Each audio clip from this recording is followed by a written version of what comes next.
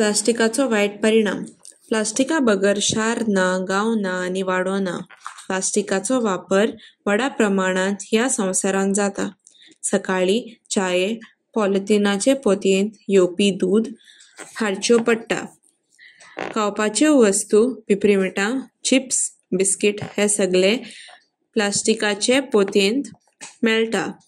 हे आमच्या जिवाक कितले मारक ते आमकां कल्पना ना. वापरिल्ल्यो पोतयो आमी रस्त्यार, न्हंयेंत, भाटांनी आनी शेतांनी उडयतात.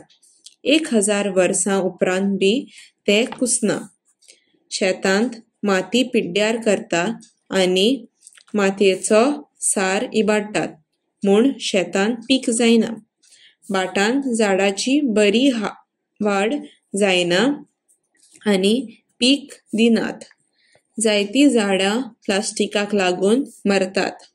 न्हंयेंत नुस्तें जेवण म्हूण समजून प्लास्टिक खातात आनी मरतात.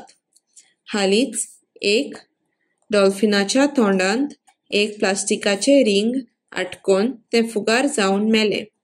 प्लास्टिका लागून मनशाक दुयेंस जाता. आमी जाता तितले प्लास्टिकाच्यो वस्तू उणें करूंक जाय आनी आमचे भलायकी आनी सैम सांबाळूंक जाय.